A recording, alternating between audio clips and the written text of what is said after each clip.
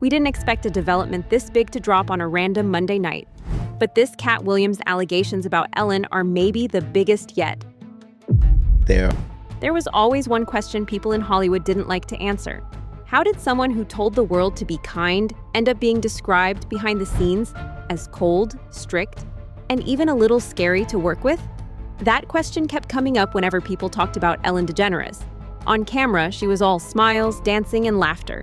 But off camera, the stories didn't always match. For nearly 20 years, she ruled daytime TV.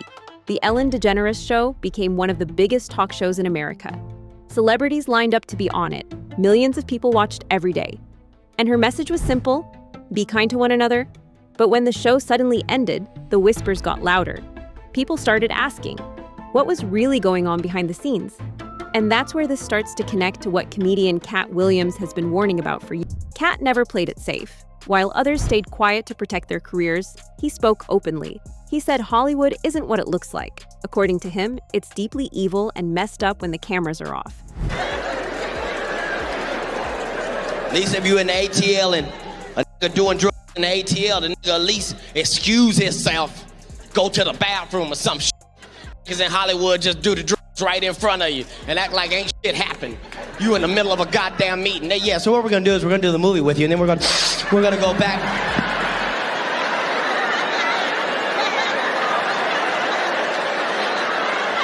Did you know that I can see you? Nigga, you right there. It's on your nose.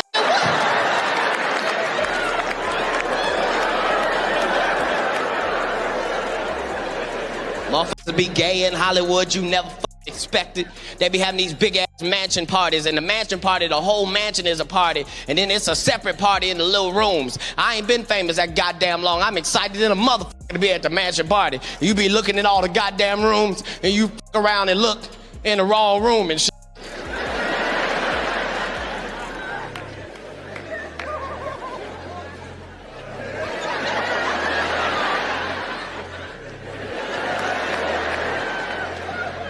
Come here, come here.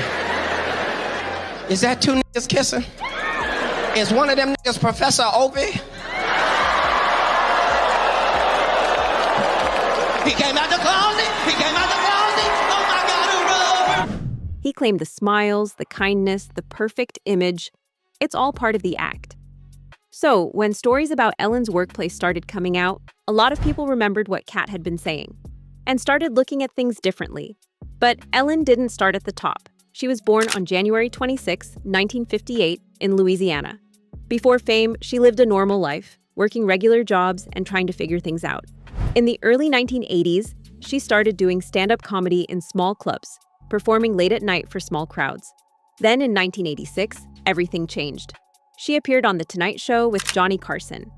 After her performance, Carson invited her to sit on the couch. Back then, that meant you made it. From there, her career took off. In the 1990s, she starred in her own sitcom, Ellen. Then in 1997, she made a bold move. She told the world she was gay. At the time, that was a huge risk in Hollywood. Soon after, her show was canceled and some networks stepped away. For a moment, it looked like her career might be over. But she came back. In 2003, she launched the Ellen DeGeneres Show. This time, she returned with a very clear image, someone positive, kind, and full of good energy. At the end of every episode, she repeated the same message: be kind to one another. That message became her brand. The show exploded. She filmed over 3,000 episodes, won dozens of awards, and became one of the most powerful names in television. But behind the scenes, a different story was starting to form. Some former staff members began speaking out. They described the workplace as stressful and tense. One early employee said they were told not to talk to Ellen or even look at her directly.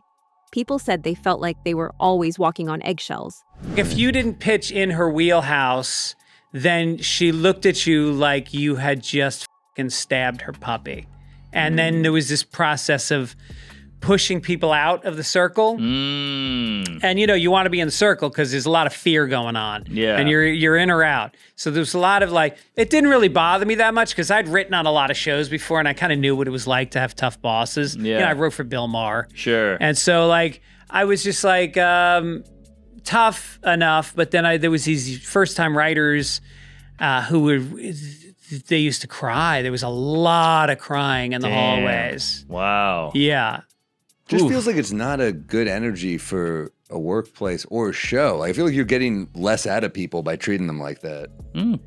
I what do you think? I think so. Yeah, for sure. I think in the long run, I think in the short run you might get more, but in the long run people break get them. exhausted. You Yeah. break them. They can't, and then you hit sweeps, which is like you're working 12, 14-hour days because it's like the ratings months, and then nobody can give anything, and you just hit walls. This former waitress claims she was threatened with a 2-week suspension after Ellen DeGeneres complained about, of all things, her chipped fingernail polish.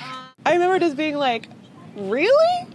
Chris Farris says it happened when Ellen and Portia de Rossi had Sunday brunch at the high-end vegan restaurant in West Hollywood where she was waiting tables. But a week later, Farris says her boss got an email from the talk show queen. They're like, we have to talk to you.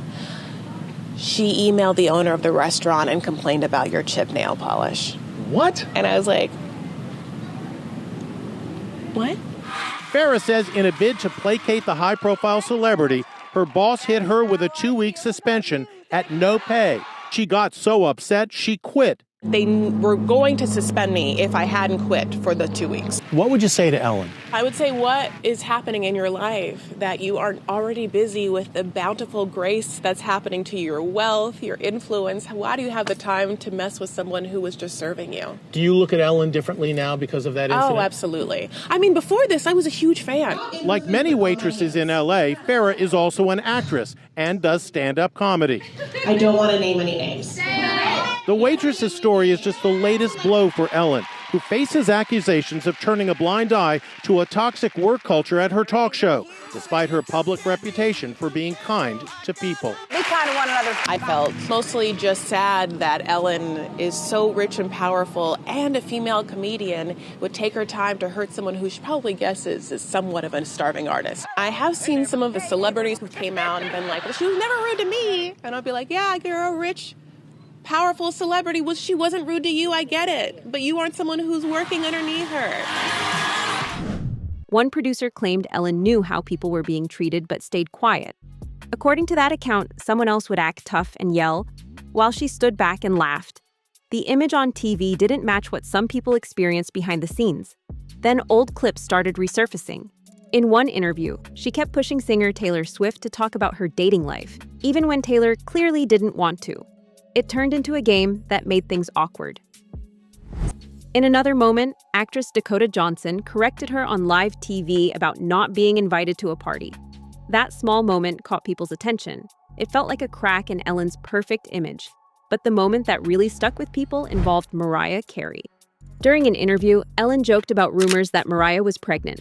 She brought out drinks and pressured her to take a sip to prove the rumors weren't true. Mariah looked uncomfortable, but eventually gave in.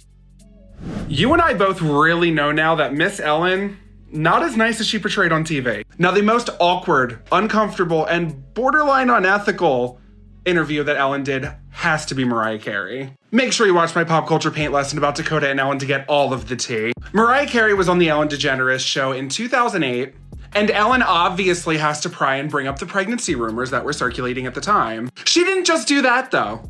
In order to pressure an answer out of her, she made her drink champagne live on TV. And then the other thing is that people are saying that that you're pregnant. There's rumors. Don't discuss that. All right. Well, you don't have to. No, that's okay. No, honestly, you don't have to answer it. Let's just toast with champagne and decide. But they've been saying that since we.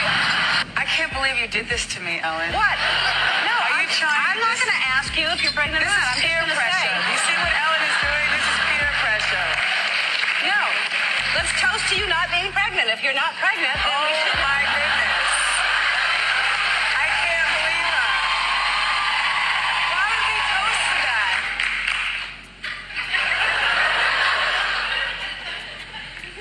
You're pregnant. You're pregnant. No, you are pregnant. Mariah didn't want to release that she was pregnant yet because she has had a history of having miscarriages, and it was way too early on. Shortly after the interview, Mariah suffered a miscarriage. She talks all about this in some interviews from 2020 and her book that came out, but that's honestly a very evil thing for someone like Ellen to do with her platform. And Mariah continuously brings up that how uncomfortable that moment made her. Whether or not it was real champagne doesn't really matter. It's the fact that she was pressuring her into answering on live TV. When people found that out, the clip didn't feel funny anymore. Was the be kind image really the full story? That question didn't go away. And when people started connecting it to what Katt Williams has been saying for years, things started to look different. Katt has always warned that Hollywood knows how to build perfect public images. In his stand-up and interviews, he explains it in a simple way. Some people don't show you who they really are. Instead, they play a role, a carefully designed character. According to him, some spend their whole careers acting like angels, not because that's who they are, but because they're scared of what people might see if the mask slips. And this is where the conversation starts to shift towards something deeper. Katt has claimed that many entertainers feel pressure to change who they are just to fit in. To stay successful, they have to follow certain rules, keep powerful people happy, and never step out of line. In his words, the system rewards those who play along. That's why, when stories about Ellen DeGeneres started coming out, some people didn't see it as shocking. They saw it as proof of what Katt had been warning about all along. Because to the public, Hollywood looks bright and polished. You see the smiles, the jokes, the big moments on stage. But behind closed doors, some say it's a completely different world. The public sees one version of reality: clean, polished, controlled. But according to voices like Katt Williams, there may be another version. One that stays hidden behind closed doors. Do you think we will ever see it come out? Let us know in the comments below.